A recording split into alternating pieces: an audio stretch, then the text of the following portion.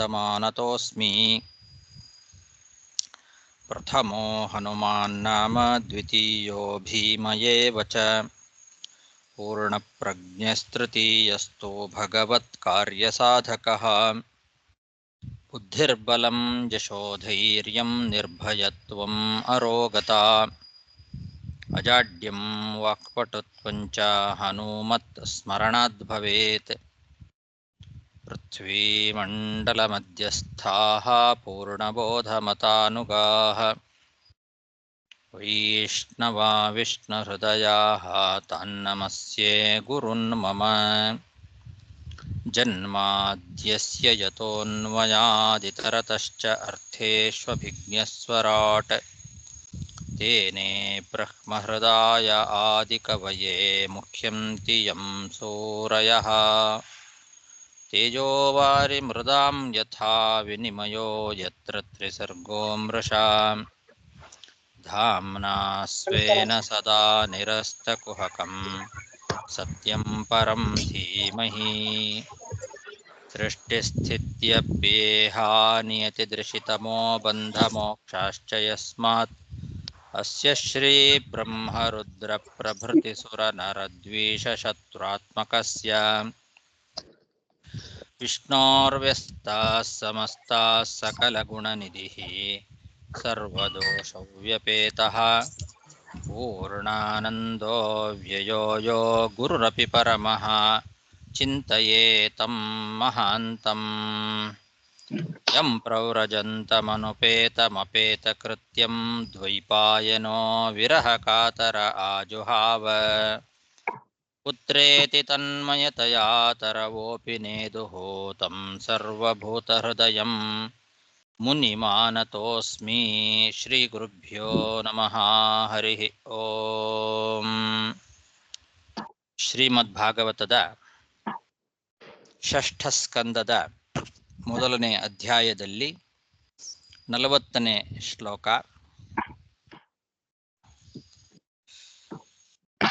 ವೇದ ಪ್ರಣೀಹಿತೋ ಧರ್ಮೋ ಹ್ಯಧರ್ಮಸ್ತದ್ವಿಪರ್ಯಯಃ ವೇದೋ ನಾರಾಯಣಃ ಸಾಕ್ಷಾತ್ ಸ್ವಯಂಭೂರಿತಿ ಶುಶ್ರುಮಾ.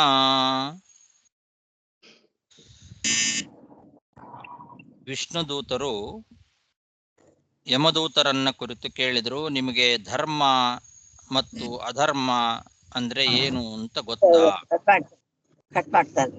ಧರ್ಮ ಅಂದರೆ ಅದರ ಲಕ್ಷಣ ಏನು, ಅಧರ್ಮ ಅಂದ್ರೆ ಏನು, ಯಾರನ್ನ ಶಿಕ್ಷೆ ಕೊಡಬೇಕು, ಶಿಕ್ಷೆಗೆ ಅರ್ಹರು ಯಾರು, ಶಿಕ್ಷೆಗೆ ಅನರ್ಹರು ಯಾರು, ಪಾಪ ಮಾಡಿದವರು ಮನುಷ್ಯರು ಯಾರ್ಯಾರಿದ್ದಾರೋ ಎಲ್ಲರೂ ಶಿಕ್ಷೆಗೆ ಅರ್ಹರ, ಅಥವಾ ಪಾಪ ಮಾಡಿದವರಲ್ಲಿ ಕೆಲವರು ಮಾತ್ರ ಶಿಕ್ಷೆಗೆ ಅರ್ಹರು, ಕೆಲವರು ಅರ್ಹರಲ್ಲ ಅಂತ ಹೀಗೆ ಏನಾರು ವಿಭಾಗ ಇದೆಯಾ? ಏನು ನಿಮಗೆ ಗೊತ್ತಿದೆ ಧರ್ಮ ಅಧರ್ಮ ಇದರ ಬಗ್ಗೆ ಕೇಳಿದಾಗ ಯಮದೂತರು ಹೇಳ್ತಾ ಇದ್ದಾರೆ. ಅದಕ್ಕೆ ಉತ್ತರವಾಗಿ ವೇದ ಪ್ರಣೀಹಿತೋ ಧರ್ಮ, ವೇದ ವಿಹಿತವಾದದ್ದು ಯಾವುದಿದೆ ಅದು ಧರ್ಮ. ವೇದ ಯಾವುದನ್ನು ನಿಷೇಧ ಮಾಡಿದೆಯೋ ಅದು ಅಧರ್ಮ. ಅಧರ್ಮ ತದ್ವಿಪರ್ಯಯ.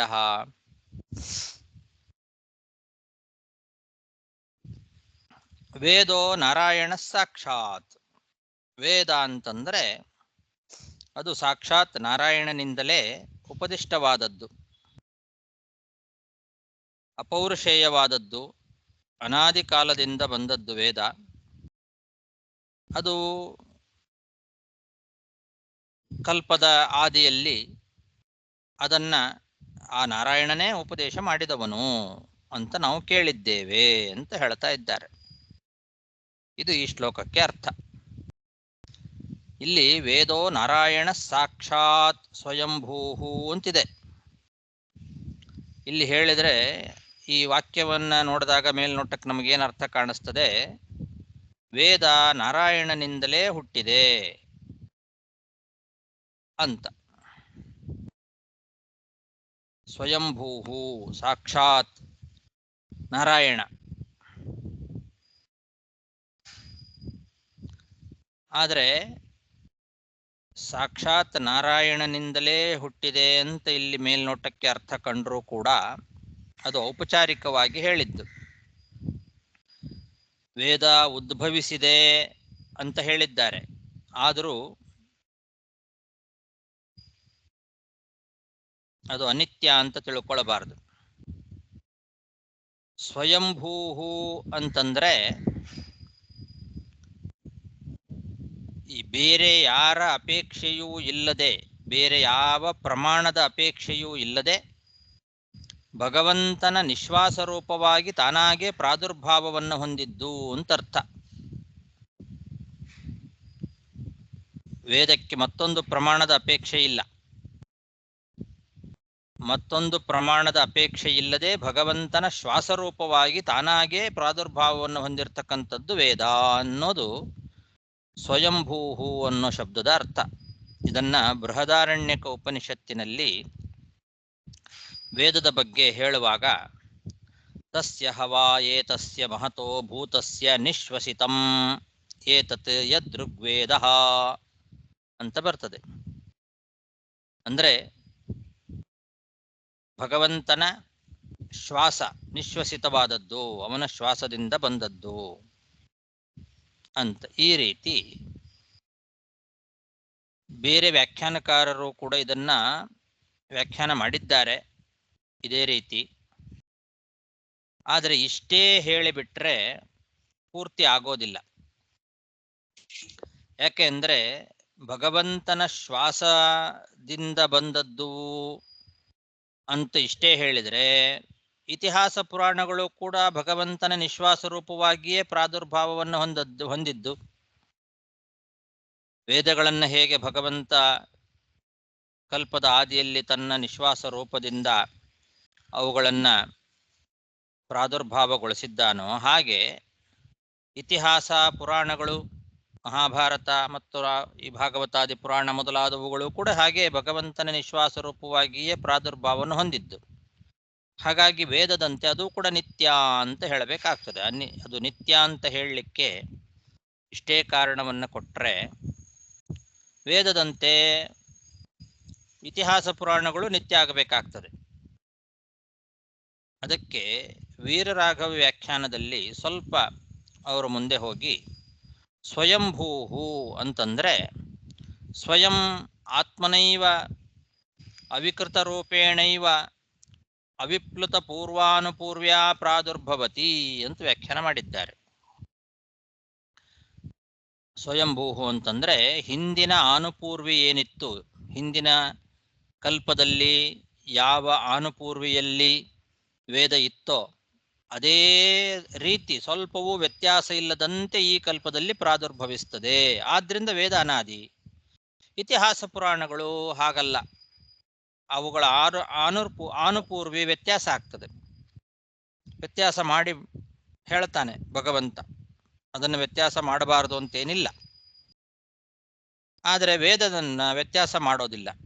ಅದು ಸ್ವರ ವರ್ಣಗಳು ಹಿಂದಿನ ಕಲ್ಪದಲ್ಲಿ ಹೇಗಿತ್ತೋ, ಯಾವ ಒಂದು ಆನುಪೂರ್ವಿಯಲ್ಲಿತ್ತೋ ಅದೇ ಆನುಪೂರ್ವಿಯಲ್ಲಿ ಅದೇ ವರ್ಣ ಸ್ವರ ವ್ಯತ್ಯಾಸಗಳನ್ನು ಮಾಡದೆ ಹಾಗೇ ಹೇಳ್ತಾನೆ. ಆದ್ರಿಂದ ಅದು ನಿತ್ಯ.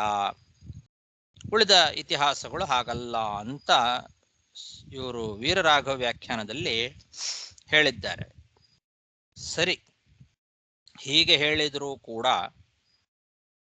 ವೇದ ಅನಾದಿ ಆದ್ದರಿಂದ ಪ್ರಮಾಣ ಅಂತಾಯ್ತು. ಆದರೆ ನಾರಾಯಣನಿಂದ ಉದ್ಭೂತವಾಗಿದೆ ಅನ್ನೋ ಒಂದು ವಾಕ್ಯವನ್ನ ಇಟ್ಟುಕೊಂಡ್ರೆ ಅವನು ಕಾರಣ ಅಂತಾಯ್ತು. ವೇದ ಕಾರ್ಯ, ಕಾರ್ಯಕಾರಣಗಳಿಗೆ ಅಭೇದವೇ ಇರೋದ್ರಿಂದ ಸಾಕ್ಷಾತ್ ನಾರಾಯಣನೇ ವೇದ ಅಂತ ಹೀಗೆಲ್ಲ ಯಾಕೆ ಹೇಳಬೇಕಾಗಿತ್ತು? ಇದೆಲ್ಲ ವ್ಯರ್ಥ ಅಲ್ವಾ? ವೇದೋ ನಾರಾಯಣ ಸಾಕ್ಷಾತ್ ಅಂತಿದೆ.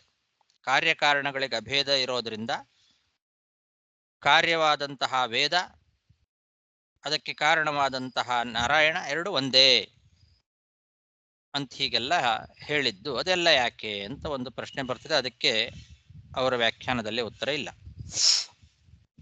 ಅನಾದಿಯಾದ ವೇದ ಯಾರಿಂದ ಪ್ರಾದುರ್ಭೂತವಾದರೂ ಕೂಡ ಅದು ಪ್ರಮಾಣನೇ ತಾನೆ. ನಾರಾಯಣನಿಂದಲೇ ಪ್ರಾದುರ್ಭೂತವಾಗಬೇಕು ಅಂತೇನಿಲ್ಲ, ಅನಾದಿಯಾಗಿದೆ, ಆದ್ರಿಂದ ಪ್ರಮಾಣ.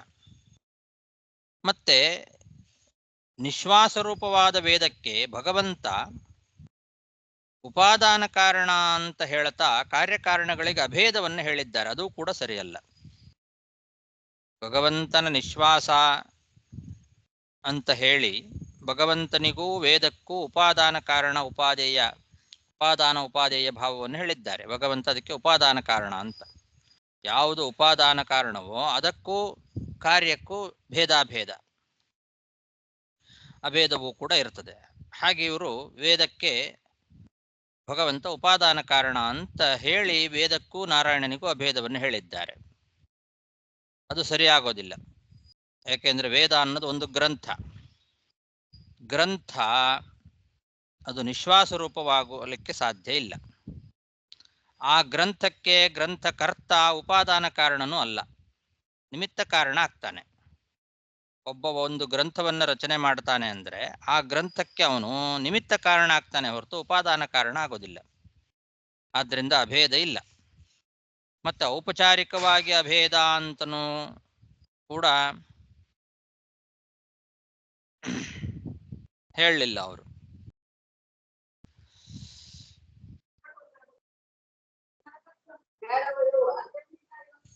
ಇನ್ನು ವೀರರಾಘವ ವ್ಯಾಖ್ಯಾನದಲ್ಲಿ ಮುಖ್ಯವಾಗಿ ಅಭೇದವನ್ನೇ ಹೇಳಿಬಿಟ್ಟಿದ್ದಾರೆ. ಔಪಚಾರಿಕವಾದ ಅಭೇದ ಅಲ್ಲ, ಮುಖ್ಯವಾಗಿ ಅಭೇದ ಅಂತ ಹೇಳಿದ್ದಾರೆ. ಶ್ರೀಧರಿಯ ವ್ಯಾಖ್ಯಾನದಲ್ಲಿ ಸಯೇವ ಸಾಕ್ಷಾದಿತ್ಯುಪಚಾರ ಅಂತ ಹೇಳಿದ್ದಾರೆ. ಔಪಚಾರಿಕವಾದದ್ದು ಅಭೇದ ವ್ಯವಹಾರ.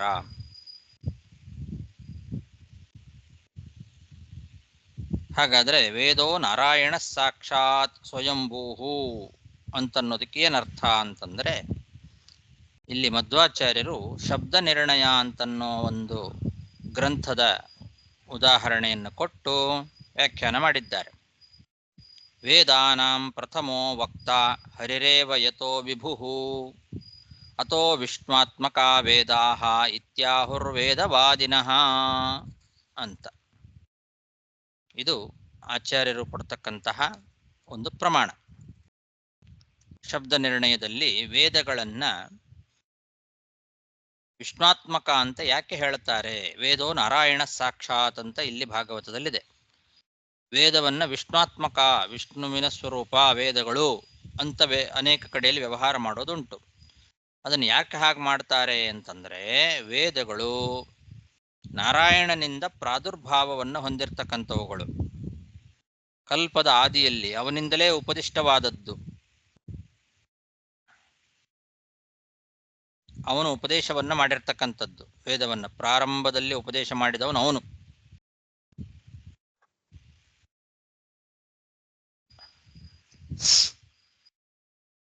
ಅಂತ ಹಾಗರ್ಥ ಹೊರತು ಭಗವಂತನ ನಿಶ್ವಾಸ ರೂಪದಿಂದ ಹುಟ್ಟಿದೆ ಅಂತ ಅನ್ನಬಾರದು. ವೇದ ಹುಟ್ಟಿಲ್ಲ, ವೇದಕ್ಕೆ ಹುಟ್ಟಿಲ್ಲ, ನಾಶ ಇಲ್ಲ, ಹುಟ್ಟು ಇಲ್ಲ. ಯಾಕೆ ಅಂದ್ರೆ ಅದು ಸ್ವಯಂಭೂ. ಸ್ವಯಂಭೂ ಅಂದ್ರೆ ಸ್ವಯಂ ತಾನಾಗಿಯೇ, ಅಂದ್ರೆ ಯಾವುದೇ ಕಾರಣದ ಅಪೇಕ್ಷೆ ಇಲ್ಲದೆ ಭೂ ಅಂತ ಅರ್ಥ. ನಿತ್ಯ, ಅದು ಅನಾದಿ ನಿತ್ಯ. ಇನ್ನೊಂದರ್ಥ ಸ್ವಯಂಭೂ, ಸ್ವಯಂ ಅಂದ್ರೆ ಸ್ವತಂತ್ರನಾದ ಭಗವಂತನಿಂದ ಆದಿ ಸೃಷ್ಟಿಯಲ್ಲಿ ಮೊಟ್ಟ ಮೊದಲ ಬಾರಿಗೆ ಪೂರ್ತಿಯಾಗಿ ಭೂ ಅಂದ್ರೆ ಅಭಿವ್ಯಕ್ತವಾದದ್ದು ಅಂತ ಅರ್ಥ. ಅಭಿವ್ಯಕ್ತವಾದದ್ದು ಅಂದ್ರೆ ಉಪದಿಷ್ಟವಾದದ್ದು ಅಂತ ಅರ್ಥ. ಮೊಟ್ಟ ಮೊದಲ ಬಾರಿಗೆ ಆದಿ ಸೃಷ್ಟಿಯಲ್ಲಿ ಪೂರ್ತಿಯಾಗಿ ವೇದಗಳನ್ನ ಅಭಿವ್ಯಕ್ತಿ ಮಾಡಿದವನು ಭಗವಂತ. ಹಾಗಾಗಿ ವೇದ ಹೇಳುತ್ತದೆ ಅಂದ್ರೆ ಭಗವಂತ ಹೇಳ್ತಾನೆ ಅಂತಾನೆ ಅರ್ಥ. ವೇದದಲ್ಲಿ ಆಜ್ಞೆಗಳನ್ನ ಏನು ಮಾಡ್ತಾರೆ ಅದೆಲ್ಲ ಯಾರ ಆಜ್ಞೆ? ಅಹರಹ ಸಂಧ್ಯಾ ಮುಪಾಸೀತ ಅಂತ ಪ್ರತಿ ದಿವಸ ಸಂಧ್ಯಾ ವಂದನೆ ಮಾಡಬೇಕು ಅಂತ ಆಜ್ಞೆ ಇದೆ. ಇದು ಯಾರ ಆಜ್ಞೆ? ಇದು ಯಾರ ಆಜ್ಞೆಯೂ ಅಲ್ಲ ಅಂತಾದ್ರೆ ವೇದವಾಕ್ಯ ನಿರರ್ಥಕ ಅಂತ ಆಗತ್ತೆ. ನಾವು ವೇದವಾಕ್ಯಗಳನ್ನ ಉಚ್ಚಾರ ಮಾಡ್ತಾ ಇದ್ರೂ ಕೂಡ ಅದು ನಮ್ಮ ಆಜ್ಞೆ ಅಲ್ಲ. ಆದ್ರಿಂದ ಅದು ಯಾರ ಆಜ್ಞೆ? ಅದು ಭಗವಂತನ ಆಜ್ಞೆ ಅಂತಾನೆ ಹೇಳಬೇಕು. ಅವನೇ ಎಲ್ಲ ವೇದಗಳಲ್ಲಿ ಬರುವಂತಹ ವಿಧಿ ನಿಷೇಧಗಳನ್ನು ಮಾಡಿರ್ತಕ್ಕಂಥವನು ಸ್ವಾಮಿ, ಅದು ನಾರಾಯಣ. ಆದ್ದರಿಂದ ನಿತ್ಯವಾದ ವೇದವನ್ನು ಉಪದೇಶ ಮಾಡಿ ಆ ಮೂಲಕವಾಗಿ ವಿಧಿ ನಿಷೇಧಗಳನ್ನು ಮಾಡೋನು ನಾರಾಯಣನೇ. ಹಾಗಾಗಿ ವೇದಗಳೆಲ್ಲವೂ ಸಾಕ್ಷಾತ್ ನಾರಾಯಣ ಅಂತ ವೇದವಾದಿಗಳು ವ್ಯವಹಾರ ಮಾಡುತ್ತಾರೆ. ಹಾಗಾಗಿ ಇದು ಮುಖ್ಯವಾದ ಪ್ರಯೋಗವೇ, ಔಪಚಾರಿಕವಾದ ಪ್ರಯೋಗ ಅಲ್ಲ. ವೇದೋ ನಾರಾಯಣ ಸಾಕ್ಷಾತ್ ಅನ್ನೋದು ಮುಖ್ಯ ಪ್ರಯೋಗವೇ. ವಿಧಿ ನಿಷೇಧಗಳನ್ನು ಮಾಡುವವನು ನಾರಾಯಣನೇ. ಇತಿ ಶುಶ್ರುಮ ಅಂತ ಯಮದೂತರು ಹೇಳ್ತಾ ಇದ್ದಾರೆ. ವೇದೋ ನಾರಾಯಣ ಸಾಕ್ಷಾತ್ ಸ್ವಯಂಭೂರಿತಿ ಶುಶ್ರುಮ. ವೇದವನ್ನ ಅಪೌರುಷೇಯವಾದ ಅನಾದಿಯಾದ ವೇದ, ಅದನ್ನು ಕಲ್ಪದ ಆದಿಯಲ್ಲಿ ಪೂರ್ತಿಯಾಗಿ ಉಪದೇಶ ಮಾಡಿದವನು ಅನಾದಿಯಾದ ನಾರಾಯಣ ಅಂತ ನಾವು ಕೇಳಿದ್ದೇವೆ. ಹಾಗಾಗಿ ಯಾವುದು ವೇದದಲ್ಲಿ ವಿಹಿತವಾಗಿದೆಯೋ ಅದು ಧರ್ಮ, ಯಾವುದು ವೇದದಲ್ಲಿ ನಿಷಿದ್ಧವಾಗಿದೆಯೋ ಅದು ಅಧರ್ಮ ಅಂತ. ವೇದ ಪ್ರಣಿಹಿತೋ ಧರ್ಮೋ ಹ್ಯಧರ್ಮಸ್ತದ್ವಿಪರ್ಯಯ ವೇದೋ ನಾರಾಯಣ ಸಾಕ್ಷಾತ್ ಸ್ವಯಂಭೂರಿತಿ ಶುಶ್ರುಮ. ಹೇಳಿ. ಸೊ ಇಲ್ಲಿ ವೇದ ಬಂದು ನಾರಾಯಣನಿಂದ ಬಂದು ಉತ್ಪತ್ತಿ ಆಗಿದೆ ಎಂಬುದು ಯಾವ ಶಬ್ದ ಹೇಳ್ತಾರೆ? ಯಾರೇ ಅವ್ರು ಹೇಳೋದಾ? ಅವ್ರು ಹೇಳೋದು ಸಾಕ್ಷಾತ್ ನಾರಾಯಣ ಸ್ವಯಂಭೂ ವೇದ.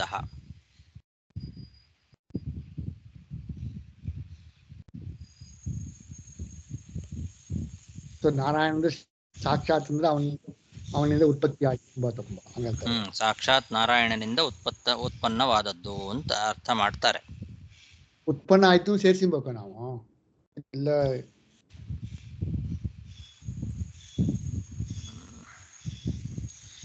ಸ್ವಯಂಭೂಹು, ಭೂಹು ಅಂದ್ರೆ ಹುಟ್ಟಿತು ಅಂತ ಅರ್ಥ ಮಾಡ್ತಾರೆ. ಸ್ವಯಂ ಅಂದರೆ ಸ್ವತಂತ್ರನಾದ ಭಗವಂತನಿಂದ ಭೂಹು ಹುಟ್ಟಿದ್ದು, ಅವನ ಶ್ವಾಸರೂಪದಿಂದ, ಬೇರೆ ಪ್ರಮಾಣದ ಅಪೇಕ್ಷೆ ಇಲ್ಲದೆ ಭಗವಂತನ ಶ್ವಾಸರೂಪವಾಗಿ ಹುಟ್ಟಿದ್ದು ಅಂತ ಅರ್ಥ ಹೇಳ್ತಾರೆ. ಹುಟ್ಟಿದ್ದು ಅಂತ ಹೇಳಬಾರದು, ಪ್ರಾದುರ್ಭಾವವನ್ನು ಹೊಂದಿದ್ದು ಅಂತ ಹೇಳಬೇಕು.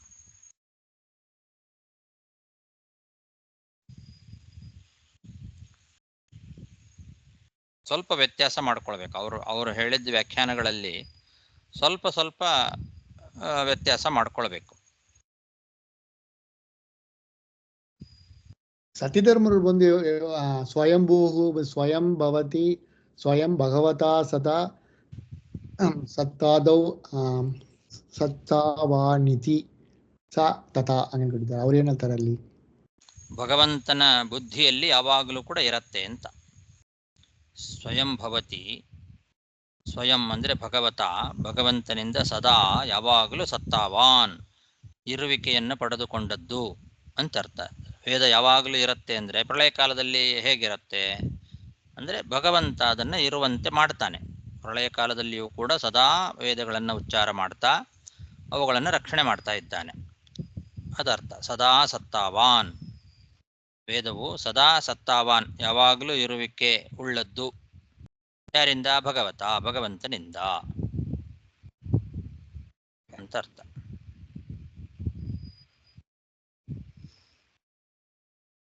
ಯಾವತ್ ಬ್ರಹ್ಮವಿಷ್ಠಿತಂ ತಾವತ್ ಇವಾಕ್ ಅಂತ ವೇದದಲ್ಲೇನೆ ಇದೆ.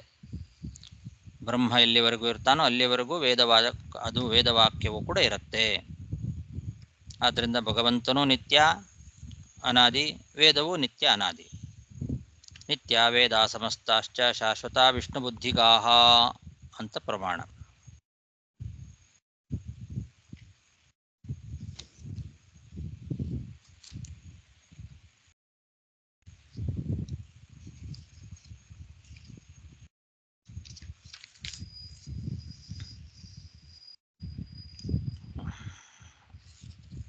ಸಾಕ?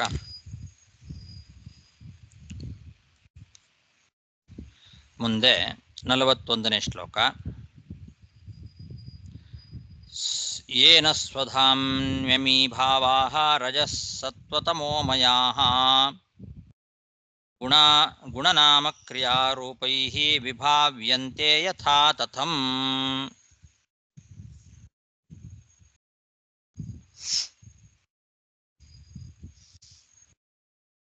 ವೇದ ಅದು ನಾರಾಯಣನ ಆಜ್ಞೆ ಅಂತಾಯ್ತು. ಆ ವೇದದಲ್ಲಿ ಯಾವುದನ್ನ ವಿಧಾನ ಮಾಡಿದ್ದಾರೋ ಅದು ಧರ್ಮ, ಯಾವುದನ್ನು ನಿಷೇಧ ಮಾಡಿದ್ದಾರೋ ಅದು ಅಧರ್ಮ. ಆ ನಾರಾಯಣ ತನ್ನಲ್ಲಿ ಆಶ್ರಯಿಸಿಕೊಂಡು ಇರುವಂತಹ ಸತ್ವ, ರಜಸ್ಸು, ತಮೋಮಯವಾದಂತಹ ಈ ಎಲ್ಲ ಚೇತನಾತ್ಮಕವಾದ ವಸ್ತುಗಳನ್ನ ಯಥೋಚಿತವಾಗಿ ಆಯಾಯ ಗುಣ, ನಾಮ, ಕ್ರಿಯಾರೂಪಗಳ ಜೊತೆಗೆ ಸೃಷ್ಟಿ ಮಾಡ್ತಾನೆ. ಹಾಗೆ ಸೃಷ್ಟಿ ಮಾಡಿದ ಆ ವಸ್ತುಗಳನ್ನ ರಕ್ಷಣೆ ಮಾಡ್ತಾನೆ, ಮುಂದೆ ಅವುಗಳ ನಾಶವನ್ನೂ ಮಾಡ್ತಾನೆ. ಯಥಾ ತಥಂ. ಆ ನಾರಾಯಣ ಅವನೇ ಸೃಷ್ಟಿ ಸ್ಥಿತಿ ಲಯಕ್ಕೆ ಕಾರಣ ಅಂತ ಹೇಳ್ತಾ ಇದ್ದಾರೆ. ಏನ ಸ್ವಧಾಮ್ನಿ ಅಮೀಭಾವಾಹ ಅಂದ್ರೆ ಎಲ್ಲ ಚೇತನಾತ್ಮಕವಾದ ವಸ್ತುಗಳು, ರಜಸ್ಸತ್ವ ತಮೋಮಯಾಹ, ರಜಸ್ಸು ಸತ್ವ ಮತ್ತು ತಮೋಮಯವಾದಂಥದ್ದು ಎಲ್ಲ ವಸ್ತುಗಳು. ಆ ಎಲ್ಲ ವಸ್ತುಗಳನ್ನು ಕೂಡ ಯಥಾ ತಥಂ ಗುಣನಾಮ ಕ್ರಿಯಾರೂಪೈಃ ವಿಭಾವ್ಯಂತೆ. ಆಯಾಯ ವಸ್ತುಗಳ ಗುಣ, ನಾಮ, ಕ್ರಿಯಾರೂಪಗಳ ಜೊತೆಗೆ ಸೃಷ್ಟಿ ಮಾಡ್ತಾನೆ, ರಕ್ಷಣೆ ಮಾಡ್ತಾನೆ ಮತ್ತು ಲಯ ಮಾಡ್ತಾನೆ. ಅವನೇ ಈ ಜಗತ್ತಿನ ಸೃಷ್ಟಿ ಸ್ಥಿತಿ ಲಯ ಮೊದಲಾದವುಗಳಿಗೆ ಕರ್ತ ಅಂತ ಒಟ್ಟು ಅಭಿಪ್ರಾಯ. ಏನ ಸ್ವಧಾಮ್ಯಮೀಭಾವಾಃ ರಜಸ್ಸತ್ವತಮೋಮಯಾಃ ಗುಣನಾಮ ಕ್ರಿಯಾರೂಪೈಃ ವಿಭಾವ್ಯಂತೆ ಯಥಾ ತಥಂ. ಸೂರ್ಯೋಗ್ನಿಖಂ ಮರುದ್ಗಾವಃ ಸೋಮಃ ಸಂಧ್ಯಹನಿ ದಿಶಃ ಸ್ವಯಂ ಕಾಲಸ್ವಯಂ ಧರ್ಮ ಇತಿ ಹ್ಯೇತೆ ಧರ್ಮಸ್ಯ ಸಾಕ್ಷಿಣಃ. ಈ ಜೀವರುಗಳು ಮಾಡುವಂತಹ ಎಲ್ಲ ಪುಣ್ಯ ಪಾಪ ಮೊದಲಾದ ಕರ್ಮಗಳಿಗೆ ಸಾಕ್ಷಿಗಳು ಯಾರು ಅಂತಂದ್ರೆ ಸೂರ್ಯ, ಅಗ್ನಿ, ಆಕಾಶ, ಮರುತ್ ಅಂದ್ರೆ ವಾಯು, ಸ್ವರ್ಗ, ಭೂಮಿ, ಜಲ, ಚಂದ್ರ ಮತ್ತು ಪ್ರಾತಃ ಸಾಯಂ ಸಂಧ್ಯಾಕಾಲಗಳು, ಹಗಲು ರಾತ್ರಿಗಳು, ಕಾಲ ಮತ್ತು ಸ್ವಯಂ ದಂಡಧರನಾದಂತಹ ಯಮ. ಇವರೆಲ್ಲರೂ ಕೂಡ ಪ್ರತಿಯೊಬ್ಬರೂ ಮಾಡುವಂತಹ ಪುಣ್ಯ ಪಾಪಗಳನ್ನ ಸದಾ ಕಾಲ ನೋಡ್ತಾನೇ ಇರ್ತಾರೆ. ಇವರೆಲ್ಲ ಕರ್ಮ ಸಾಕ್ಷಿಗಳು. ಸೂರ್ಯೋ ಅಗ್ನಿ ಖಂ ಮರುದ್ಗಾವಃ ಸೋಮಃ ಸಂಧ್ಯಾ ಅಹನಿ ದಿಶಃ ಕಾಲಃ ಸ್ವಯಂ ಧರ್ಮಃ ಇತಿ ಹಿ ಏತೆ ಧರ್ಮಸ್ಯ ಸಾಕ್ಷಿಣಃ. ಇವೆಲ್ಲವೂ ಧರ್ಮ ಸಾಕ್ಷಿಗಳು. ಇದೇ ರೀತಿಯಾದ ಮತ್ತೊಂದು ಶ್ಲೋಕ ಗರುಡ ಪುರಾಣದಲ್ಲಿ ಮತ್ತು ವಿಷ್ಣು ಪುರಾಣದಲ್ಲೂ ಕೂಡ ಬರ್ತದೆ. ಆದಿತ್ಯ ಚಂದ್ರಾವನಿಲೋ ನಲಶ್ಚ ದ್ಯೌರ್ಭೂಮಿರಾಪೋ ಹೃದಯಂ ಯಮಶ್ಚ ಅಹಶ್ಚ ರಾತ್ರಿಶ್ಚ ಉಭೇ ಚ ಸಂಧ್ಯೆ ಧರ್ಮಶ್ಚ ಜಾನಾತಿ ನರಸ್ಯ ವೃತ್ತಂ. ಇವರೆಲ್ಲ ಕರ್ಮಸಾಕ್ಷಿಗಳು. ಆದಿತ್ಯ, ಚಂದ್ರ, ವಾಯು, ಅಗ್ನಿ, ದ್ಯೌಹು, ಭೂಮಿ, ಆಪಹ, ಹೃದಯ ಅಂದರೆ ಹೃದಯ ದೇವತೆ, ಮನಃ ಮನಸ್ಸು ನಿಯಾಮಕ ದೇವತೆ, ಅಹಶ್ಚ ರಾತ್ರಿಶ್ಚ ಅಂದರೆ ಹಗಲು ರಾತ್ರಿಗೆ ಅಭಿಮಾನಿಗಳಾದ ದೇವತೆಗಳು, ಉಭೇಚ ಸಂಧ್ಯಾಕಾಲಕ್ಕೆ ಅಭಿಮಾನಿಗಳಾದ ದೇವತೆಗಳು ಇವರೆಲ್ಲ, ಮತ್ತು ಧರ್ಮ ಯಮಧರ್ಮರಾಜ, ಇವರೆಲ್ಲ ನರಸ್ಯ ವೃತ್ತಂ ಜಾನಾತಿ, ಮನುಷ್ಯನ ಪ್ರತಿಯೊಂದು ಕರ್ಮಗಳನ್ನು ಕೂಡ ನೋಡ್ತಾ ಇರ್ತಾರೆ. ಇವರೆಲ್ಲ ಧರ್ಮಾಧರ್ಮಗಳಿಗೆ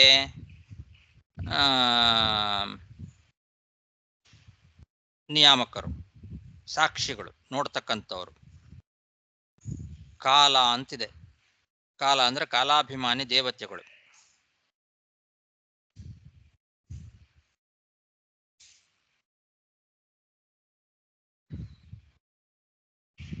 ಹರಿಶ್ಚ ಪ್ರಕೃತಿಶ್ಚೈವ ಬ್ರಹ್ಮ ವಾಯುಸ್ತಥೈವ ಚ ಸುಪರ್ಣಶೇಷರುದ್ರಾಶ್ಚ ಶಕ್ರಃ ಸೂರ್ಯಯಮಾವಪಿ ಅಗ್ನಿರ್ಯಮಾನುಜಶ್ಚೈವ ಕಾಲಶಬ್ದೋದಿತಾಕ್ರಮಾತ್ ಅಂತ ಕಾಲ ಅನ್ನೋ ಶಬ್ದದಿಂದ ಇವ್ರನ್ನೆಲ್ಲ ಇಟ್ಟುಕೊಳ್ಬೇಕು.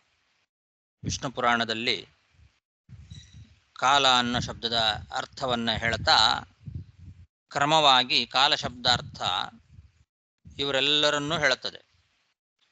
ಮೊದಲು ಕಾಲ ಅಂದರೆ ಸಾಕ್ಷಾತ್ ಕಾಲನಾಮಕನಾದ ಹರಿ, ಆಮೇಲೆ ಪ್ರಕೃತಿ, ಬ್ರಹ್ಮ, ವಾಯು, ಶೇಷ, ಗರುಡ, ರುದ್ರ, ಆಮೇಲೆ ಇಂದ್ರ, ಸೂರ್ಯ, ಯಮ, ಅಗ್ನಿ ಮತ್ತು ಯಮಾನುಜಶ್ಚೈವ. ಇವರೆಲ್ಲ ಕಾಲ ಶಬ್ದದಿಂದ ಕಳಿಸ್ಕೊಳ್ತಕ್ಕಂಥವ್ರು ಕ್ರಮವಾಗಿ ಅಂತ ಹೇಳಿದ್ದಾರೆ.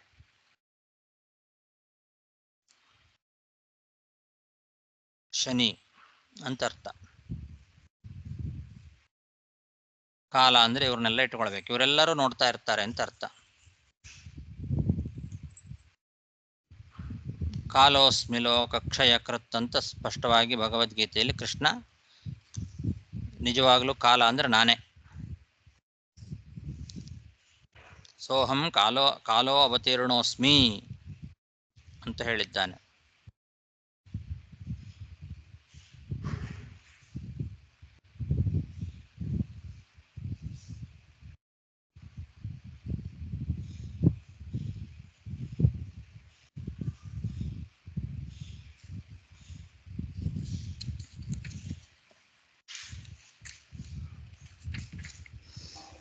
ಸೂರ್ಯೋಗ್ನಿಖಂ ಮರುದ್ಗಾವಃ ಸೋಮಃ ಸಂಧ್ಯಃ ನೀದಿಶಃ ಕಾಲಸ್ವಯಂ ಧರ್ಮ ಇತಿ ಹ್ಯೇತೆ ಧರ್ಮಸ್ಯ ಸಾಕ್ಷಿಣಃ.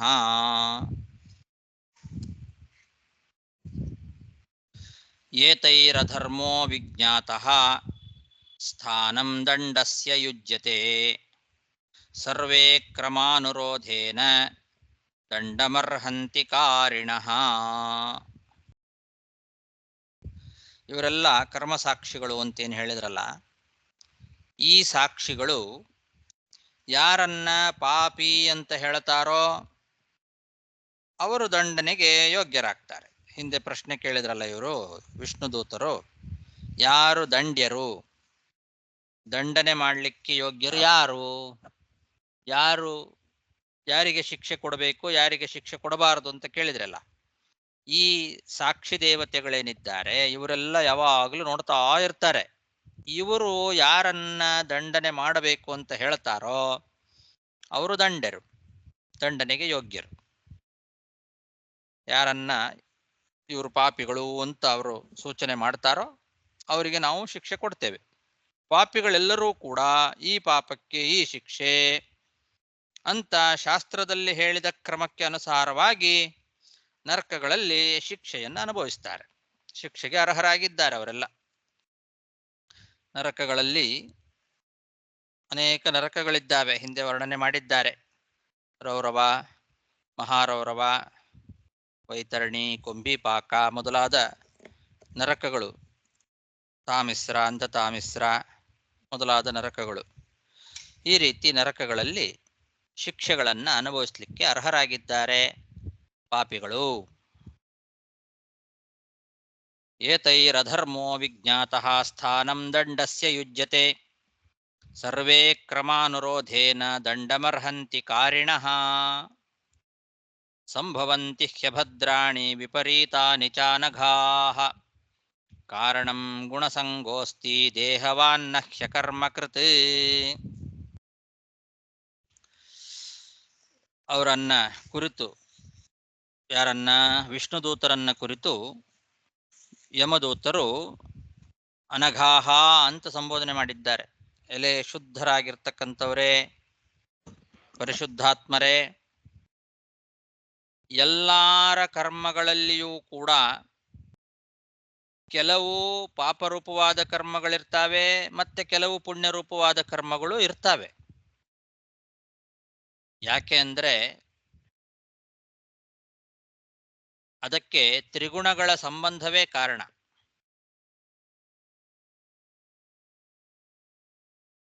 ಪ್ರತಿಯೊಬ್ಬರೂ ಕೂಡ ಕರ್ಮವನ್ನ ಮಾಡಿಯೇ ಮಾಡ್ತಾರೆ. ನಹಿ ಅಕರ್ಮಕೃತ್ ಕಶ್ಚಿತ್, ಕರ್ಮವನ್ನ ಮಾಡದೇ ಇರೋರು ಅಂತ ಯಾರೂ ಇಲ್ಲ. ಪ್ರತಿಯೊಬ್ಬರು ಕೂಡ ಇದನ್ನೇ ಭಗವದ್ಗೀತೆಯಲ್ಲಿ ನಹಿ ಕಶ್ಚಿತ್ ಕ್ಷಣಮಪಿ ಜಾತು ತಿಷ್ಠತ್ಯಕರ್ಮಕೃತ್ ಕಾರ್ಯತೆ ಹಿ ಅವಶಃಕರ್ಮ ಸರ್ವ ಪ್ರಕೃತಿಜೈರ್ಗುಣೈ ಅಂತ ಹೇಳಿದ್ದು. ಅದು ಏನೋ ಧರ್ಮ ಇರಬಹುದು, ಅಧರ್ಮ ಇರಬಹುದು, ಅಂತೂ ಕರ್ಮವನ್ನ ಪ್ರತಿಯೊಬ್ಬನು ಮಾಡೇ ಮಾಡ್ತಾನೆ.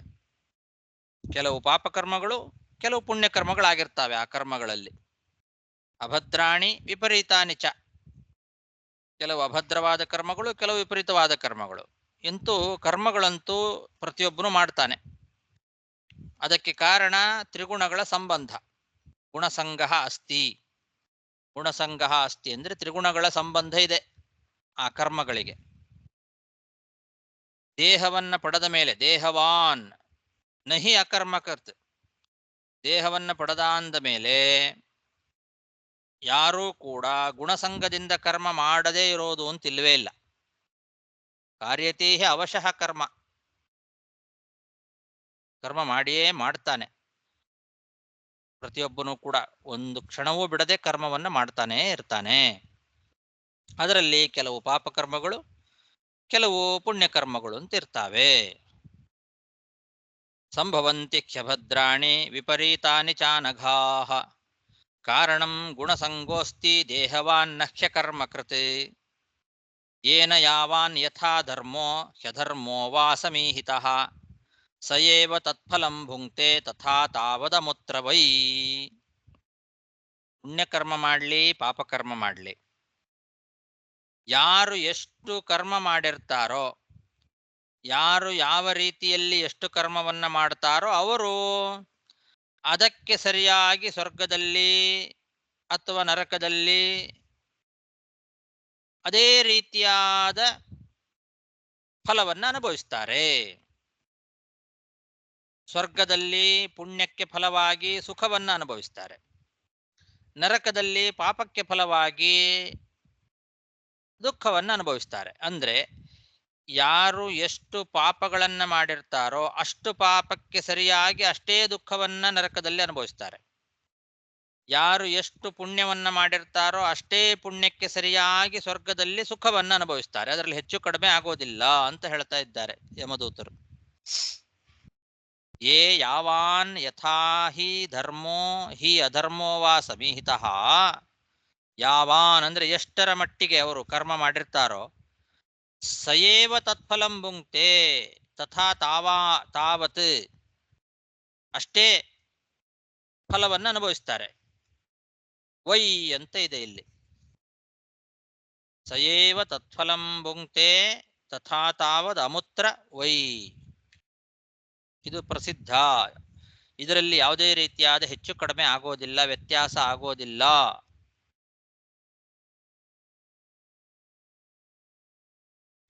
ಇದನ್ನ ವ್ಯತ್ಯಾಸ ಮಾಡೋದಿಲ್ಲ ಯಾರು? ಯಮ. ಮತ್ತೆ ತಪ್ಪಿ ಹೋಗೋದಿಲ್ಲ. ಯಾರು ಪಾಪ ಮಾಡಿರ್ತಾರೋ ಅವರು ಅದರ ಶಿಕ್ಷೆನ ಅನುಭವಿಸ್ಲೇಬೇಕು. ಅವರಿಗೆ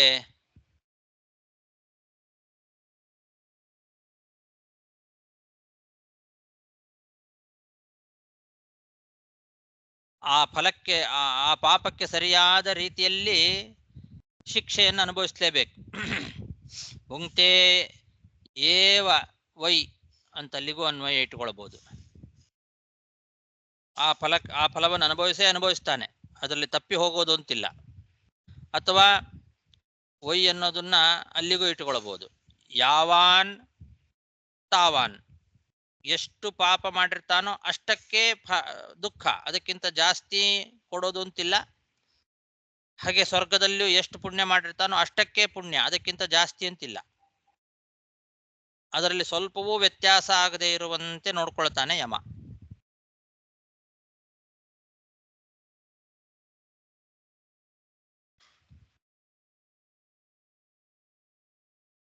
ಧರ್ಮಾನುಸಾರೇಣ ಸುಖವಾನ್ ಅಧರ್ಮಾನುಸಾರೇಣ ದಂಡ ಇತ್ಯರ್ಥ. ಧರ್ಮಕ್ಕೆ ಅನುಸಾರವಾಗಿ ಸುಖ ಪಡಿತಾನೆ ಸ್ವರ್ಗದಲ್ಲಿ, ಅಧರ್ಮಕ್ಕೆ ಅನುಸಾರವಾಗಿ ಶಿಕ್ಷೆಯನ್ನು ಅನುಭವಿಸ್ತಾನೆ ನರಕದಲ್ಲಿ. ಯೇನ ಯಾವಾನ್ ಯಥಾ ಧರ್ಮೋ ಹ್ಯಧರ್ಮೋ ವಾ ಸಮೀಹಿತಃ ಸಯೇವ ತತ್ಫಲಂ ಭುಂಕ್ತೆ ತಥಾ ತಾವದಮುತ್ರ ವೈ.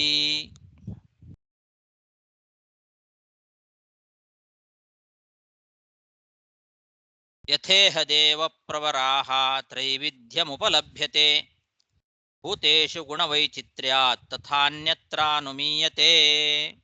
ದೇವಪ್ರವರಾಹ, ಎಲೆ ದೇವಶ್ರೇಷ್ಠರೇ ಅಂತ ಯಮದೂತರು ದೇವದೂತರನ್ನ ಕುರಿತು ಸಂಬೋಧನೆ ಮಾಡಿದ್ದಾರೆ. ಇಲ್ಲಿ ಹಿಂದೆ ಅನಘಾಹ ಅಂದಿದ್ರು, ಇಲ್ಲಿ ದೇವಪ್ರವರಾಹ, ಎಲೆ ದೇವಶ್ರೇಷ್ಠರೇ, ಈ ಜನ್ಮದಲ್ಲಿ ಮನುಷ್ಯರು ಶರೀರದಲ್ಲಿರುವಂತಹ ಸತ್ವ, ರಜಸ್ಸು, ತಮಸ್ಸು ಗುಣಗಳಿಗೆ ಅನುಸಾರವಾಗಿ ಸಾತ್ವಿಕವಾದ ಕರ್ಮ, ರಾಜಸ ಕರ್ಮ, ತಾಮಸ ಕರ್ಮ ಅಂತ 3 ವಿಧವಾದ ಕರ್ಮವನ್ನ ಮಾಡೋದು ಹೇಗೆ ಕಂಡಿದೆಯೋ ಹಾಗೆ ಜನ್ಮಾಂತರದಲ್ಲಿಯೂ ಕೂಡ ಶರೀರ ಅಂತನ್ನೋದು ತ್ರಿಗುಣಜನ್ಯವೇ ಆಗಿರ್ತದೆ. ಹಾಗಾಗಿ ಆ 3 ಗುಣಗಳಿಗೆ ಅನುಸಾರವಾದ 3 ರೀತಿಯಾದ ಕರ್ಮಗಳನ್ನೇ ಮಾಡ್ತಾರೆ ಅಂತ ನಾವು ಊಹೆ ಮಾಡಿ ತಿಳ್ಕೊಳ್ಬೇಕು. ಅನುಮೀಯತೆ ಅಂತಾರೆ. ತಥಾ ಅನ್ಯತ್ರ ಅನುಮೀಯತೆ. ಪ್ರತಿಯೊಂದು ಜನ್ಮದಲ್ಲಿಯೂ ಕೂಡ ಹೀಗೆ. ಒಂದು ಜನ್ಮದಲ್ಲಿ ನಾವು ಪ್ರತ್ಯಕ್ಷವಾಗಿ ನೋಡ್ತಾ ಇದ್ದೇವೆ. ಈ ಜನ್ಮದಲ್ಲಿ ಅವರು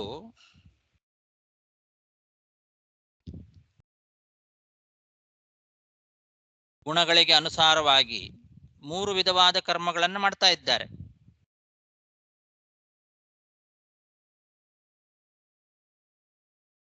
ತ್ರೈವಿಧ್ಯಂ ಉಪಲಭ್ಯತೆ. ತ್ರೈವಿಧ್ಯ ಅಂತಂದ್ರೆ ಕರ್ಮಗಳಲ್ಲಿ 3 ವಿಧ: ಸಾತ್ವಿಕ ಕರ್ಮ, ರಾಜಸ ಕರ್ಮ, ತಾಮಸ ಕರ್ಮ ಅಂತ. ಯಾಕೆ ಅಂದ್ರೆ ಈ ಶರೀರದಲ್ಲಿ ಸತ್ವ, ರಜಸ್ತಮೋ ಗುಣಗಳಿದ್ದಾವೆ. ಆ ಗುಣಗಳಿಗೆ ಅನುಸಾರವಾಗಿ 3 ವಿಧವಾದ ಕರ್ಮಗಳನ್ನು ಮಾಡ್ತಾನೆ. ಸಾತ್ವಿಕ ಕರ್ಮನೂ ಮಾಡ್ತಾನೆ, ರಾಜಸ ಕರ್ಮನೂ ಮಾಡ್ತಾನೆ, ತಾಮಸ ಕರ್ಮನೂ ಮಾಡ್ತಾನೆ. ಹಾಗಾಗಿ ಪ್ರತಿಯೊಬ್ಬರೂ ಕೂಡ ತಮ್ಮ ತಮ್ಮ ಶರೀರಗಳನ್ನ ಪಡೆದುಕೊಂಡಾಗ 3 ವಿಧವಾದ ಕರ್ಮಗಳನ್ನು ಮಾಡೋದು ಕಂಡಿದೆ. ಹಾಗೆ ಅನ್ಯತ್ರ ಬೇರೆ ಶರೀರದಲ್ಲಿಯೂ ಕೂಡ, ಅಂದ್ರೆ ಜನ್ಮಾಂತರದ ಶರೀರದಲ್ಲಿಯೂ ಕೂಡ ಅಂತ ಅರ್ಥ. ಅನ್ಯತ್ರ ಅಂದ್ರೆ ಅನ್ಯತ್ರ ಜನ್ಮಾಂತರೇ ಅಂತ 3 ವಿಧವಾದ ಕರ್ಮಗಳನ್ನ ಹಿಂದಿನ ಜನ್ಮದಲ್ಲಿಯೂ ಹಾಗೆ ಮಾಡಿದ್ದ, ಮತ್ತೆ ಮುಂದಿನ ಜನ್ಮದಲ್ಲೂ ಹಾಗೆ ಮಾಡ್ತಾನೆ ಅಂತ ಅನುಮಾನ ಮಾಡಬೇಕು ನಾವು. ಯಾಕೆಂದ್ರೆ ಪ್ರತಿಯೊಂದು ಜನ್ಮದಲ್ಲಿಯೂ ಕೂಡ ಇದೇ ರೀತಿಯಾದ ತ್ರಿಗುಣಾತ್ಮಕವಾದ ಶರೀರವೇ ಇರೋದರಿಂದ ತ್ರೈವಿಧ್ಯಂ, ಪ್ರತಿಯೊಂದು ಜನ್ಮದಲ್ಲಿಯೂ ಕೂಡ ಕರ್ಮಗಳಲ್ಲಿ ತ್ರೈವಿಧ್ಯ ಇದ್ದೇ ಇರ್ತದೆ.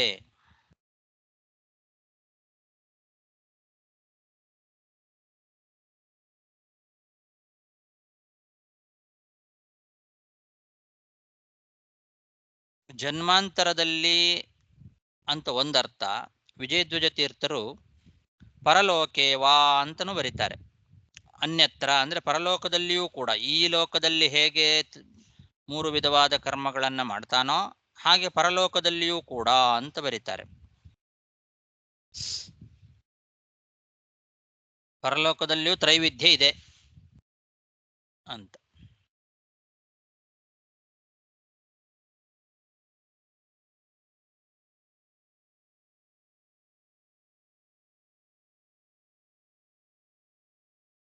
ಪರಲೋಕ ಅಂದ್ರೆ ಇಲ್ಲಿ ಎಲ್ಲಿ ತಗೊಬೇಕು? ಸ್ವರ್ಗ ಅದೆಲ್ಲ ತಗೊಬೇಕು? ಅದನ್ನೇ ನೋಡ್ತಾ ಇದ್ದೇನೆ. ಜನ್ಮಾಂತರೇಪಿ ಇತಿ ಅನುಮೀಯತೆ ಅಂತನೇ ಇವರು ಉಳಿದವರೆಲ್ಲ ಬರೆದಿದ್ದಾರೆ. ಶರೀರತ್ವಾವಚ್ಛಿನ್ನ ಶರೀರಸ್ಯ ಗುಣಜನ್ಯತ್ವ ನಿಯಮಾತ್.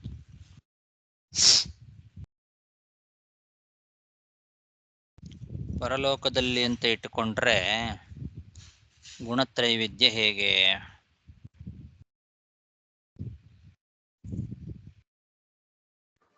ಪರಲೋಕದಲ್ಲಿ ಆಚಾರ್ಯ ಸ್ವರ್ಗದಲ್ಲಿ ಒಂದು ಸಾತ್ವಿಕ ಜಾಸ್ತಿ ಇದೆ, ಸೊ ಅದರಿಂದ ಅದು ಬರುತ್ತೆ. ನರಕದಲ್ಲಿ ಒಂದು ಅದಕ್ಕೆ ವಿಪರ್ಯವಾಗಿದೆ. ತ್ರೈವಿಧ್ಯ ಇಹ ಸಂಸಾರೇ ಭೂತೇಷು ಪ್ರಾಣಿಷು ಗುಣವೈಚಿತ್ರ್ಯಾತ್ ತ್ರೈವಿಧ್ಯಂ ಗುಣತ್ರಯ ಪ್ರಯೋಜಕಂ ಫಲಂ ಉಪಲಭ್ಯತೆ. ಸುಖಿ ದುಃಖಿ ಸುಖ ದುಃಖವಾನಿತಿ ತ್ರೈವಿಧ್ಯಮುಪಲಭ್ಯತೆ ಪ್ರತ್ಯಕ್ಷಾದಿನ ವಿಷಯಕರೇತ ತಥಾ ಅಮುತ್ರ ಪುನರ್ಜನ್ಮನಿ ಪರತ್ರ ಅನುಮೀಯತೆ ಅಂತ ಸತ್ಯಧರ್ಮರು ಬರೆದಿದ್ದಾರೆ. ಹಾಗೆ ಹಿಂದಿನ ಜನ್ಮ ಮತ್ತೊಂದು ಜನ್ಮದಲ್ಲಿಯೂ ಕೂಡ ಹೀಗೆ ಇರತ್ತೆ ಅಂತ. ಅಲ್ಲಿ ಪರಲೋಕ ಅಂತಂದ್ರೆ ಅವರು ಸತ್ವಾದಿ ಗುಣಾನಾಮ ವೈಚಿತ್ರ್ಯಾತ್ ಭೂತೇಶು ಉತ್ತಮ ಅಧಮ ಮಧ್ಯಮತ್ವ ಭೇದೇನ ತ್ರೈವಿಧ್ಯಂ ಅಂತ ಬರೆದಿದ್ದಾರೆ. ಅದಕ್ಕೆ ಪರಲೋಕೆ ಅಂತ ಅರ್ಥ ಮಾಡಿದ್ದಾರೆ. ಅಲ್ಲಿ ತ್ರೈವಿಧ್ಯ ಅಂದ್ರೆ ಉತ್ತಮ ಅಧಮ ಮಧ್ಯಮ ಅಂತ ಆ ರೀತಿ ತ್ರೈವಿಧ್ಯ. ಸತ್ವಾದಿ ಗುಣಗಳಲ್ಲಿ ವೈಚಿತ್ರ್ಯ ಇರೋದ್ರಿಂದ ಪರಲೋಕದಲ್ಲಿಯೂ ಕೂಡ ಉತ್ತಮ ಮಧ್ಯಮ ಅಧಮತ್ವೇನ ತ್ರೈವಿಧ್ಯ ಇದೆ. ಅಂದ್ರೆ ಈಗ ಸ್ವರ್ಗದಲ್ಲಿಯೂ ಕೂಡ ಉತ್ತಮ ಮಧ್ಯಮ ಅಧಮ ಭೇದೇನ ಸುಖದಲ್ಲಿ ತಾರತಮ್ಯ ಇದೆ ಅಂತ ಇಟ್ಟುಕೊಳ್ಬೇಕು. ಇಲ್ಲಿ ನಾವು ಕರ್ಮದಲ್ಲಿ ತಾರತಮ್ಯ ಇರೋದ್ರಿಂದ ಉತ್ತಮವಾದ ಕರ್ಮ, ಮಧ್ಯಮ ಕರ್ಮ, ಅಧಮ ಕರ್ಮ ಅಂತ ಕರ್ಮಗಳಲ್ಲಿ ತಾರತಮ್ಯ ಇರೋದ್ರಿಂದ ಅದನ್ನು ಅನುಭವಿಸುವಂತಹ ಸ್ವರ್ಗದಲ್ಲಿಯೂ ಕೂಡ ಈ ತ್ರೈವಿಧ್ಯ ಇದೆ ಅಂತ ಆ ಅಭಿಪ್ರಾಯದಲ್ಲಿ ಬರೆದಿದ್ದಾರೆ ವಿಜಯಧ್ವಜ ತೀರ್ಥರು. ಈಗ ಒಂದು ಸುಖ ಕರ್ಮನೇ, ಒಂದು ಏನೋ ಒಂದು ಕರ್ಮ ಪುಣ್ಯ ಮಾಡಿರ್ತೇವೆ, ನಾವು ಪುಣ್ಯ ಕರ್ಮ ಮಾಡ್ತೇವೆ. ಆ ಪುಣ್ಯ ಕರ್ಮದಲ್ಲಿ 3 ವಿಧ ಇದೆ. ಉತ್ತಮ ಪುಣ್ಯಕರ್ಮದಲ್ಲೇ ಉತ್ತಮವಾದ ಪುಣ್ಯಕರ್ಮ, ಮಧ್ಯಮ ಪುಣ್ಯಕರ್ಮ, ಅಧಮ ಪುಣ್ಯಕರ್ಮ ಅಂತ. ಹಾಗಾಗಿ ಅದರ ಫಲದಲ್ಲಿಯೂ ಕೂಡ ಸ್ವರ್ಗದಲ್ಲಿಯೂ ಕೂಡ ಅಮುತ್ರ ಅಂದ್ರೆ ಪರಲೋಕದಲ್ಲಿಯೂ ಕೂಡ ಅದಕ್ಕೆ ಸರಿಯಾಗಿ ಉತ್ತಮವಾದ ಪುಣ್ಯವನ್ನು ಮಾಡಿದವನಿಗೆ ಉತ್ತಮವಾದ ಫಲ, ಮಧ್ಯಮವಾದ ಪುಣ್ಯ ಮಾಡಿದವನಿಗೆ ಮಧ್ಯಮ ಫಲ, ಅಧಮ ಪುಣ್ಯ ಮಾಡಿದವನಿಗೆ ಅಧಮ ಫಲ. ಕರ್ಮಕ್ಕೆ ಸರಿಯಾಗಿ ತ್ರೈವಿಧ್ಯ ಫಲದಲ್ಲೂ ಇದೆ ಅಂತ ಅಭಿಪ್ರಾಯ. ಸರಿ ಆಯ್ತಲ್ಲ? ಆಚಾರ ನಾವು ನೋಡಿರೋ ಹೋದ ಅಧ್ಯಾಯದಲ್ಲಿ ನಾವು ಬಂದು ಏನ್ ಪಾಪ ಮಾಡ್ತಾ ಇದೆಯೋ ಆ ಪಾಪಕ್ಕೆ ತಕ್ಕಂಗೆ ನರಗ ಸಿಕ್ಕತ್ತೆ. ಆ ನರಗ ಬಂದು ಡಿಫ್ರೆಂಟ್ ಇದೆ, ರೈಟ್? ಇಲ್ಲಿ ನೀವೇನ್ ಹೇಳಿರಿ, ಕರ್ಮ ಮಾಡಿದ್ರೆ ಉತ್ತಮ ಪುಣ್ಯ ಕರ್ಮ, ಮಧ್ಯಮ ಕರ್ಮ ಮತ್ತು ಅಧಮ ಪುಣ್ಯ ಕರ್ಮ ಅದಕ್ಕೆ ತಕ್ಕಂಗ ಫಲ ಸಿಕ್ಕತ್ತೆ ಅಂದ್ರೆ ಹೌದು. ಎಲ್ಲಾರು ಒಂದೇ ಸ್ವರ್ಗಕ್ಕೆ ಹೋಗ್ತಾರ, ಫಲದಲ್ಲಿ ಮುಟ್ಟು ವ್ಯತ್ಯಾಸವ? ಇಲ್ಲ ಸ್ವರ್ಗದಲ್ಲಿ ಬಂದು ಸ್ವರ್ಗದಲ್ಲೂ ವ್ಯತ್ಯಾಸ ಇದೆ. ಅನೇಕ ಸ್ವರ್ಗಗಳಿದ್ದಾವೆ, ಸ್ವರ್ಗದ ಬೇರೆ ಬೇರೆ ಭಾಗಗಳು. ನರಕದಲ್ಲಿ ಹೇಗೆ ಬೇರೆ ಬೇರೆ ಭಾಗಗಳಿದ್ದಾವಲ್ಲ, ಆಯಾಯ ಪಾಪಗಳಿಗೆ ತಕ್ಕಂತೆ ನರಕಗಳಲ್ಲಿ ಬೇರೆ ಬೇರೆ ವಿಭಾಗಗಳಿದ್ದಾವೆ. ಹಾಗೆ ಆಯಾಯ ಪುಣ್ಯಕ್ಕೆ ತಕ್ಕಂತೆ ಸ್ವರ್ಗದಲ್ಲೂ ಬೇರೆ ಬೇರೆ ವಿಭಾಗಗಳಿದ್ದಾವೆ. ಅದು ಎಲ್ಲಿ ಬರ್ತದೆ? ನಾವು ನರಗನ ಒಂದು ಡೀಟೇಲ್ ನೋಡಿ, ಈ ನರಗ ಹೆಸರು ಎಲ್ಲಿ ಇದೆ ಎಲ್ಲ ನೋಡಿರು ನಾವು, ರೈಟ್?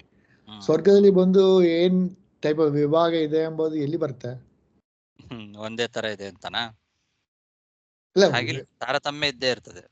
ಇಲ್ಲ, ತಾರತಮ್ಯ ಇದೆ ನೀವ್ ಹೇಳ್ತಿರ್ಲ ನೀವು, ಆ ವಿವರ ಎಲ್ಲಿ ಬರ್ತಾನೆ ಕೇಳ್ತಾನೆ. ಸ್ವರ್ಗದಲ್ಲಿ ಬಂದು ಈ ಸ್ವರ್ಗ ಉತ್ತಮ ಸ್ವರ್ಗ ಕೇಸರಿ ಇದು, ಇಲ್ಲ ಉತ್ತಮ ಸ್ವರ್ಗ ಇಲ್ಲಿ ಇದೆ, ಆತರ ವಿವರ ಎಲ್ಲಿ ಬರ್ತಾನೆ?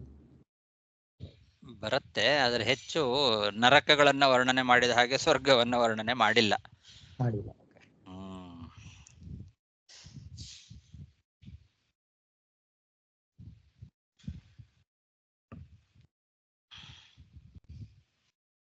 ಯಾಕಿರ್ಬೋದು? ಸ್ವರ್ಗದಲ್ಲಿ ಯಾವ್ಯಾವ ಸ್ವರ್ಗಗಳು, ಸ್ವರ್ಗದಲ್ಲಿ ವಿಭಾಗಗಳು, ಸ್ವರ್ಗದಲ್ಲಿ ಬೇರೆ ಬೇರೆ ಹೆಸರುಗಳು. ಈಗ ಹೆಂಗೆ ನರಕದಲ್ಲಿ ರೌರವ, ಮಹಾರೌರವ, ವೈತರಣಿ, ಕುಂಭಿಪಾಕ ಅಂತೆಲ್ಲ ಬೇರೆ ಬೇರೆ ನರಕಗಳ ಹೆಸರುಗಳನ್ನ ಹೇಳಿ ಇಂತಿಂತ ನರಕದಲ್ಲಿ ಇಂತಿಂತ ಶಿಕ್ಷೆ ಅಂತ ವರ್ಣನೆ ಮಾಡಿದ್ದಾರೆ. ಹಾಗೆ ಸ್ವರ್ಗದಲ್ಲಿ ಇಂತಿಂತ ಪುಣ್ಯಕ್ಕೆ ಇಂತಿಂತ ಸುಖ, ಅದಕ್ಕೆ ಬೇರೆ ಬೇರೆ ಲೋಕಗಳು ಇದೆ. ಅದು ಇಲ್ಲ ಅಂತಲ್ಲ, ಕೆಲವು ಕಡೆಗಿದೆ, ಎಲ್ಲೋ ಇದೆ, ಆದ್ರೆ ಹೆಚ್ಚು ಈ ತರದ್ದು ಪ್ರಸಿದ್ಧಿ ಇಲ್ಲ. ನಾವು ಇನ್ನೊಂದು ಕೂಡ ಸ್ವರ್ಗದಲ್ಲಿ ಕೂಡ ಪುಣ್ಯ ಅನುಭವಿಸಿದ ಮೇಲೆ ಏನು ಸ್ವಚ್ಛ ಪುಣ್ಯ ಇದ್ರೆ ಕೂಡ ಅವ ಬಂದು ಮತ್ತ ಲೋಕ ಪುರುಷ ಮೆಕ್ಕಿಂ ಪುರುಷ ಈಗ ನೋಡಿದ್ವಲ್ಲ ಆ ಲೋಕಗಳು, ಇದು ಬೇರೆ ಬೇರೆ ಅದು ನೋಡಿ ಅವೆಲ್ಲ ಇಂಥ ಪುಣ್ಯ ಮಾಡಿದವರು ಇಂಥ ಲೋಕದಲ್ಲಿ ಈ ರೀತಿ ಸುಖ ಅನುಭವಿಸ್ತಾರೆ ಅನ್ನೋದನ್ನು ನೋಡಿದ್ವಲ್ಲ. ಇಲ್ಲ, ಅಲ್ಲಿ ಪುಣ್ಯ ಮಿಚ್ಚ ಇದ್ದ ಪುಣ್ಯನ ಬಂದು ಈ ತರ ಲೋಕದಲ್ಲಿ ಅದೇ ಅದು ಸ್ವರ್ಗನೇ, ಅದು ಸ್ವರ್ಗದ ವಿಭಾಗಗಳೆಂತ ಆಯ್ತಲ್ಲ. ಹಾಗಾದ್ರೆ ಸ್ವರ್ಗದಲ್ಲಿ ಸ್ವರ್ಗದಲ್ಲಿ ಸುಖವನ್ನು ಅನುಭವಿಸಿ ಇನ್ನೂ ಉಳಿದ ಹೆಚ್ಚಿನ ಪುಣ್ಯವನ್ನು ಅನುಭವಿಸ್ಲಿಕ್ಕೆ ಇಲ್ಲಿಗೆ ಬರ್ತಾರೆ ಅಂದ್ರೆ ಅದು ಒಂದ್ ರೀತಿ ಸ್ವರ್ಗನೇ ಅಂತ ಆಯ್ತು. ಸ್ವರ್ಗದಲ್ಲಿ ಈಗ ನಾವು ಇದನ್ನು ವರ್ಣನೆ ಮಾಡಿದ್ದಾರೆ, ಮೋಕ್ಷ ವರ್ಣನೆ ಮಾಡಿದ್ದಾರೆ. ಯಂ ಯಂ ಕಾಮಯತೆ ಅತ್ರ ಅಂತ ಹೇಳಿ ಏನೇನು ಅಪೇಕ್ಷೆ ಪಡ್ತಾರೋ ಅದೆಲ್ಲ ಸಿಗತ್ತೆ ಅಂದ ಮೇಲೆ ಮುಗಿದೋಯ್ತು. ಅದಕ್ಕೆ ಪ್ರತ್ಯೇಕ ಬೇಕು ಅಂತಿಲ್ಲ. ಈಗ ಒಂದೇ ಸ್ವರ್ಗನೇ ಇಟ್ಕೊಳ್ಳೋಣ ಬೇಕಾರೆ. ಸ್ವರ್ಗ ಅನ್ನೋದು ಒಂದು ದೊಡ್ಡ ಮನೆ, ಅಲ್ಲೇ ನಮಗೆ ಏನ್ ಬೇಕೋ ಅದು ಅಪೇಕ್ಷೆ ಪಟ್ಟದ್ದೆಲ್ಲ ಅಲ್ಲೇ ಸಿಗ್ತದೆ ಅಂದ ಮೇಲೆ ಬೇರೆ ಕಡೆ ಹೋಗೋ ಅವಶ್ಯಕತೆ ಇಲ್ಲ. ಓಕೆ, ತಕ್ಷಣದಲ್ಲೇ ಅಲ್ಲೇ ಸೃಷ್ಟಿ ಆಗ್ಬಿಡ್ತದೆ. ನಮಗದು ಬೇಕು ಅಂತಂದಾಗ ಅದು ತಕ್ಷಣದಲ್ಲೇ ಅಲ್ಲೇ ಸಿಗ್ತದೆ. ಅಷ್ಟು ಹೇಳಿದ್ರೆ ಸಾಕು. ಮತ್ತು ಅದಕ್ಕೋಸ್ಕರ ಒಂದು ಇಂತಿಂತ ಸ್ವರ್ಗದಲ್ಲಿ ಇಂತಿಂತ ಸುಖ ಅನ್ನೋದನ್ನ ಹೇಳೋ ಅವಶ್ಯಕತೆ ಇಲ್ಲ. ಓಕೆ, ಹಾಗಾಗಿ ವರ್ಣನೆ ಮಾಡಿಲ್ಲ. ಸರಿ. ಯಥೇಹ ದೇವ ಪ್ರವರಾಹ ತ್ರೈವಿಧ್ಯಮುಪಲಭ್ಯತೆ ಭೂತೇಷು ಗುಣವೈಚಿತ್ರ್ಯಾತ್ ತಥಾನ್ಯತ್ರಾನುಮೀಯತೆ. ಸಾಕು. ಶ್ರೀಕೃಷ್ಣಾರ್ಪಣಮಸ್ತು. 46 ಶ್ಲೋಕ ಆಯ್ತು ಅಲ್ಲಿಗೆ.